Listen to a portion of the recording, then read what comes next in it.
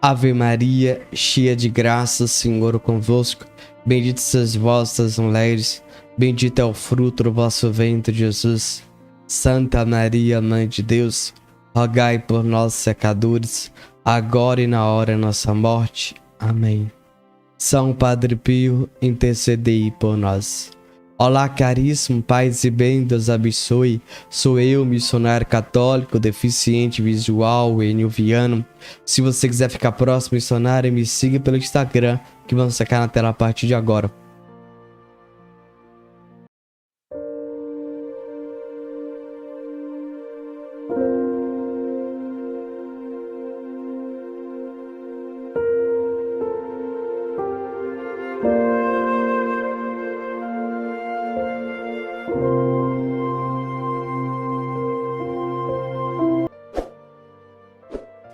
O preço da aliança de ser de Jesus.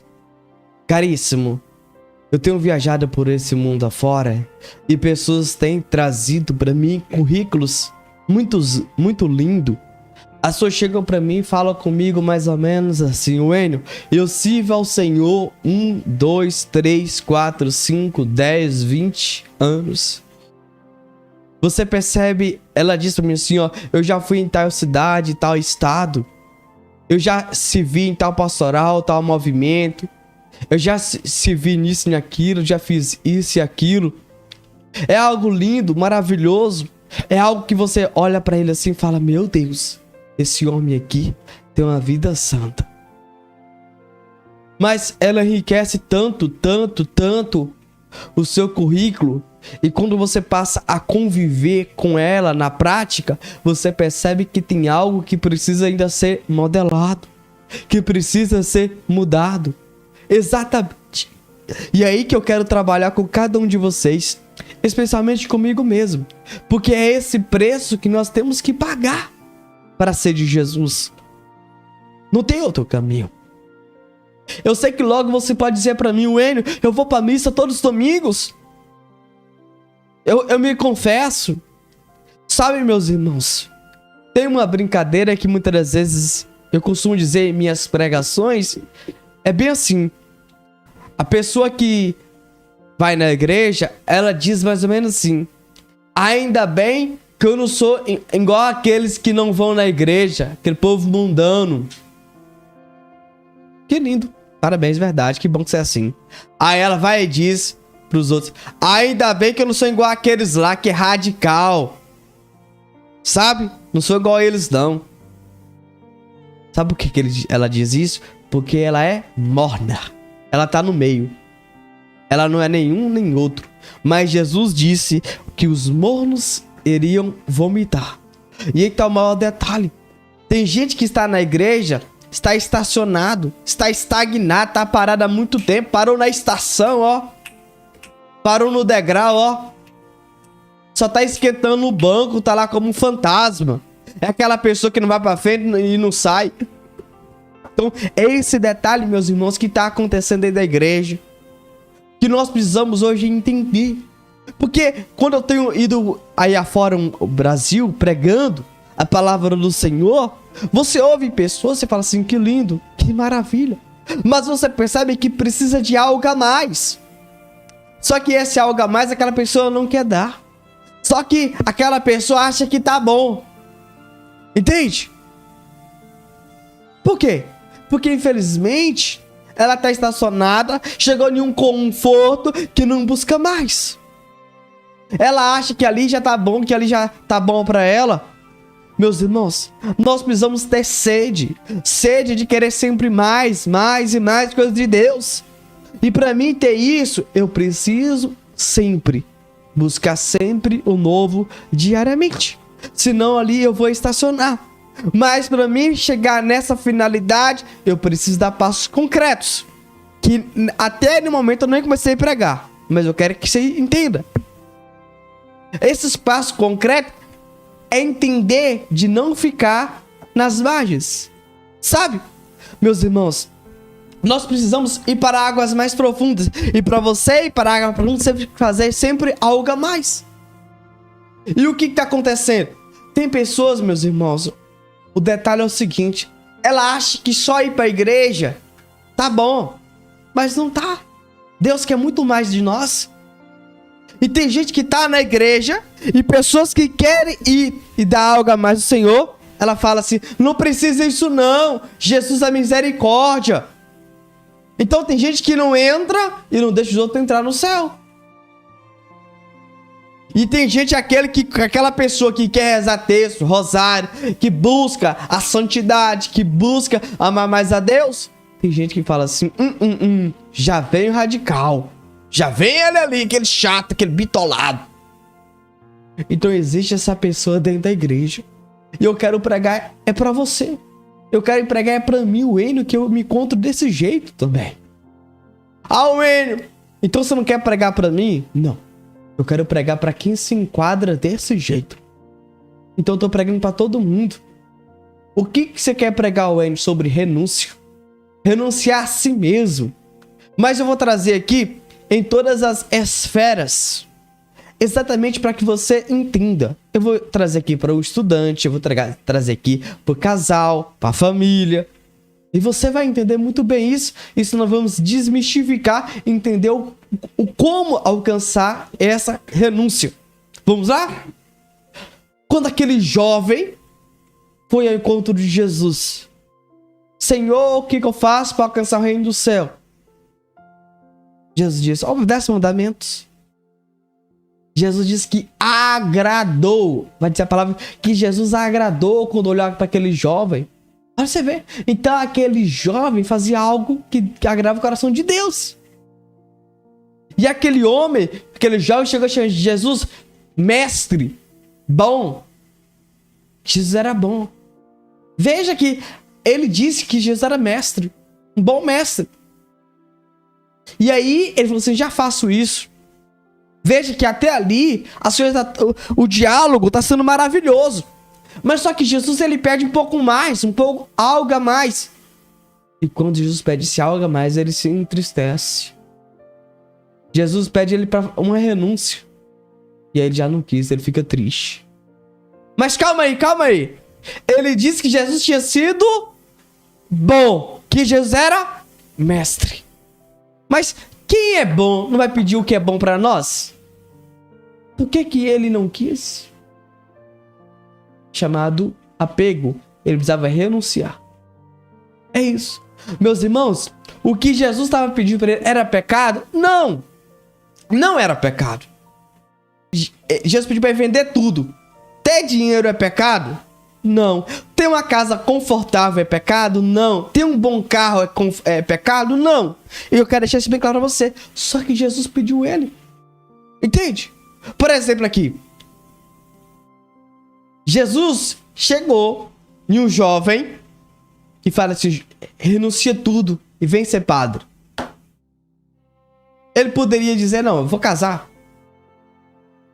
Se ele casasse era pecado? Não. Mas Jesus pediu. Por exemplo, Jesus chegou para uma mulher, para jovem mulher: renuncia tudo, vem casar comigo, seja freira. Se ela casasse era pecado? Não. Mas Jesus pediu ela tudo. Jesus pediu ela algo a mais, uma renúncia. E ela topou. Esses dois jovens que eu disse agora topou. E é isso que nós temos que entender. Então nós temos que, tem coisas da nossa vida, nós temos que abrir mão. E isso que muitas vezes está faltando na vida de cada um de nós. Para que nós possamos, de fato, alcançar esse céu, esse paraíso. Nós nunca podemos achar que tudo está bom. Eu falo espiritual, na vida espiritual, não. A gente pode sempre chegar um pouco mais a mais, além. Exatamente. Como assim, Wênio? Basta você querer. Basta você quiser. Você reza um rosário ali, você reza um texto ali, você faz a renúncia ali, você faz um sacrifício ali, você vai lapidando ali, você vai se corrigindo ali do seu defeito de caráter, seu defeito de comportamento, você vai cortando, você vai eliminando pecado, eliminando defeito de caráter, eliminando defeito de comportamento, você vai cortando sua soberba, sua ignorância, sua prepotência, sua preguiça espiritual, seu desânimo, sua tristeza. Você vai lapidando, significa que você está tirando algo. E vai querendo o céu e o paraíso, o paraíso, o paraíso. Agora vamos para a concreta aqui da renúncia. A primeira coisa que eu quero trazer aqui sobre Mãe, a questão de mãe. A mãe faz uma renúncia muito linda, muito bonita, linda. Olha a renúncia da mãe. A mãe está dormindo 2 horas da manhã. Ela começou a descansar agora. Ela, 10 horas da manhã, 22 horas, colocou o filho para dormir na cama, o bebê dela. E das 22 até a meia-noite, ela foi cuidar da cozinha. E deixar o almoço pronto pro marido para ir trabalhar. E levar a marmita para o seu trabalho. Aí ela toma banho e deita 00:30. 2 da manhã, a criança faz ui, ui, ui. A mãe renuncia o sono, o descanso dela. Sim, ela pula da cama imediatamente. E ela vai lá cuidar do seu bebê, cuidar da sua criança. Porque se ela fosse olhar para o descanso dela, pro cansaço dela, ela não levantaria. Mas porque ela ama a criança, ela vai lá. E ela percebe, ela sabe que ela ama tanto a criança que ela vai lá. Ela ama mais a criança do que ela mesma. Porque se ela amasse mais ela do que a criança, ela dizia: eu cuidei dessa criança o dia todo. Eu vou descansar, deixa ela chorar e daqui a pouco ela é quieta. Mas a mãe não diz isso. A mãe, quando vê a criança dar o primeiro choro, parece que vai assim na faculdade da alma da mãe, entra no ouvido assim tão rápido. A mãe na hora pula da cama, vai lá e pega a criança. Se for de dar mamar, dá de mamar. Se for de sacudir, sacode. Mas ali a mãe de fato cuida da criança, cuida do bebê com o maior carinho, o maior amor. Por quê? A renúncia é esse. O primeiro detalhe que a gente tem que entender é: a renúncia é amar Deus mais do que nós mesmos. Amar mais o Senhor Jesus, mais do que a gente tem. Mais do que a gente ganha ou possui. Primeira coisa é isso para mim conseguir renunciar. Exatamente. Nós, meus irmãos, você, entenda aqui agora. Você não pode mais amar sua família do que Deus. Você não pode amar mais o seu trabalho do que Deus. Você não pode amar mais sua faculdade do que Deus. Você não pode amar mais os seus filhos do que Deus. Você não pode amar mais o seu dinheiro do que Deus. Não, dinheiro ninguém ama. Dinheiro é para o seu sustento, é para a manutenção da sua saúde, da sua casa. Dinheiro ninguém ama, não. Mas vocês me entenderam o que eu quis dizer. Então, você não pode amar mais tudo que você tem do que Deus. Deus sempre em primeiro lugar. E aquilo que é de Deus, você não pode substituir por nada nessa vida. Exatamente. Da mesma forma que a mãe renuncia o seu próprio sono para cuidar da criança. E assim nós temos que entender que tem coisas que nós precisamos, nós iremos renunciar. E essa renúncia tem que ser imediata, de forma instantânea. Eu não posso ter apego àquilo. Eu não posso pensar 2, 3 vezes. Não posso. A mãe levanta imediatamente e vai cuidar do bebê. Então você, meu irmão, tá vindo aquilo que tá te atrapalhando, tá fazendo você ficar estacionado, estagnado, parado, estacionado no lugar? Renuncia, corta, elimina da sua vida, porque você tem que ter foco.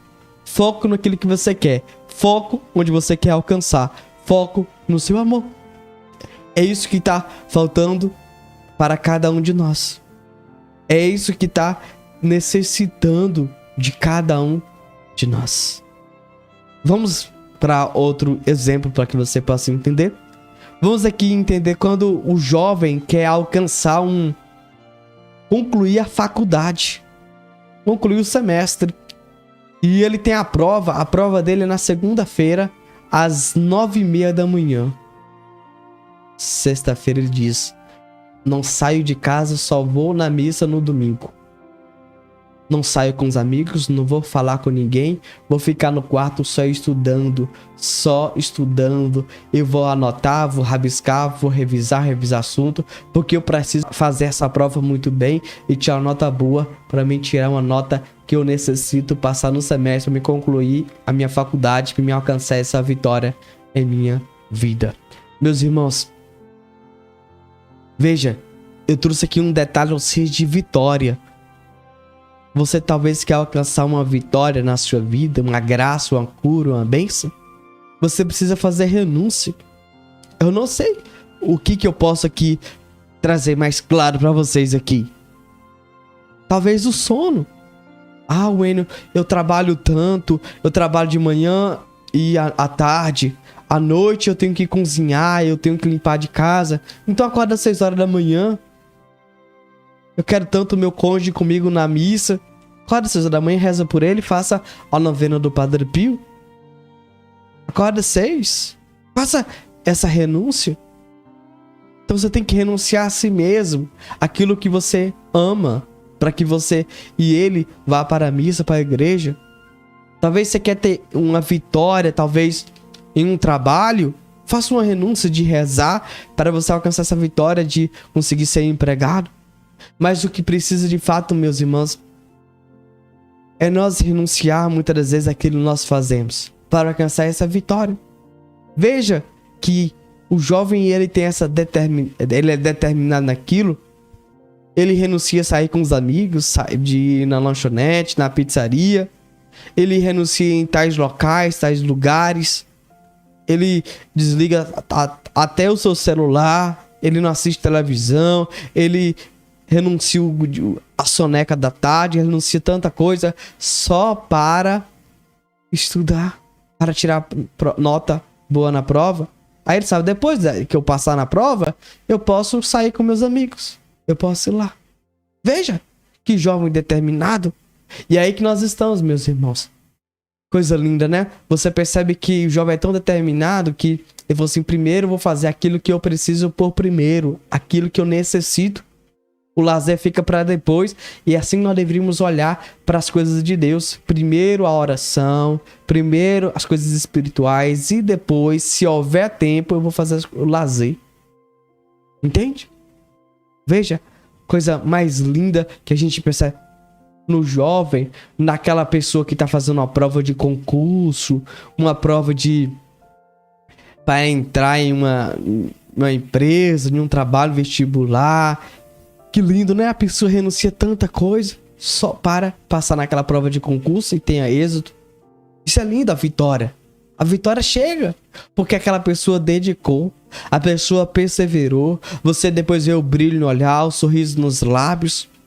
Isso é perseverança, isso é fidelidade. Isso é o que precisa na vida de cada um de nós, na minha vida, na sua vida, para que você alcance. Então, muitas vezes nós precisamos renunciar a nós mesmos, renunciar para que a gente possa alcançar de fato aquilo que nós queremos alcançar.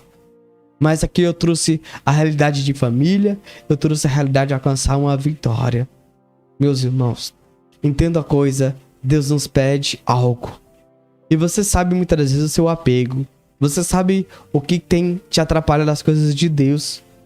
Você sabe muitas das vezes, você tem ouvido o evangelho, a palavra do Senhor. Renuncia. Eu quero convidar você a renunciar, a pagar esse preço, essa aliança que você quer ter com o Senhor. Então você precisa ser fiel ao Senhor, naquilo que o Senhor te convidou, naquilo que o Senhor te convocou, naquilo que o Senhor te chamou, nesses talentos que o Senhor te deu. Não enterre não. Então Deus hoje te chama. Essa renúncia é algo maravilhoso que o Senhor diz: se tu quer me seguir, aí ele fala bem assim: renuncia a si mesmo. É o que Jesus fala. Renunciar. É o que Jesus fala com cada um de nós. Eu tenho certeza que nós queremos ir para o céu. Ir para o céu, nós temos que renunciar a nós mesmos e amar primeiramente a Deus. Aquilo que Deus nos convida a fazer, a ser obediente a Deus. Primeiramente, as coisas do alto. Amém? Vamos ler um relato que nós retiramos no nosso site. Nós vamos cair na tela, também está na descrição desse link. Preste atenção no relato que vamos ler a partir de agora, por favor. O sacrifício da filha espiritual de Padre Pio para salvar almas. Com uma extrema solicitude, Padre Pio preparou sua filha espiritual para a morte, que muito serena ocorreu ao alvorecer do dia 25 de março de 1916, na festa da Anunciação. Às 4 horas desta manhã, ganhamos junto ao trono do Altíssimo uma outra alma que intercede por nós. Rafaelina terminou seu percurso, celebrou as núpcias com o esposo divino. Adormeceu no Senhor com um sorriso de desprezo por este mundo. Bem-aventurada ela. Deixo que imagine o que se passa no meu coração, desde o momento em que, há 16 dias, o Senhor quis nos manifestar o que aconteceu esta manhã. Esforcei-me por aceitar esse divino querer. Invejo sua sorte. E queira Deus, pela intercessão dessa alma santa, dar-me igualmente o repouso dos justos. Estou cansado da vida, meu Pai. Detesto este mundo tanto quanto uma alma toda entregue a Jesus pode detestar o pecado. Os combates espirituais, longe de abrandarem-se, só fazem aumentar. Trevas sucedem-se a trevas. Se ela muito deu à dona Rafaelina Serasi, levando-a em menos de 3 anos a elevar-se até a santidade, ela também exerceu sobre ele uma real influência. A frequência de suas correspondências epistolares, mas também sua transparência, a profunda amizade espiritual que traduziam, às vezes inquietaram um pouco Padre Agostinho. Muita sensibilidade, confidências mútuas. Entretanto, jamais o jovem capuchinho nem Dona Rafaelina dobraram-se à menor concessão aos afetos, e muito menos à imaginação. Encorajavam-se um ao outro a afastar-se de tudo aquilo que não fosse o próprio Deus. Padre Pio foi o sacerdote e o pai venerado, respeitado, escutado. Rafaelina foi a filha atenta e amorosa, que ele conduziu com paciência e desapego até a abnegação de si mesma, com o maior respeito por sua liberdade interior e por seu próprio caminho. E isto até a alegria perfeita. Sua relação é mutatis mutandis, completamente análoga à que unia Francisco e Clara de Assis, João da Cruz e Teresa d'Ávila, Francisco de Sales e Joana de Chantal. E certamente não é um acaso que Rafaelina tenha sido, na hora de Deus e ao preço do sacrifício de sua vida, o instrumento de seu retorno à vida monástica, que marcaria o início de uma missão estendida à Igreja Universal. Ela tinha oferecido sua vida para que Padre Pio voltasse para o convento, a fim de fazer, pelo ministério da confissão, um bem muito maior às almas.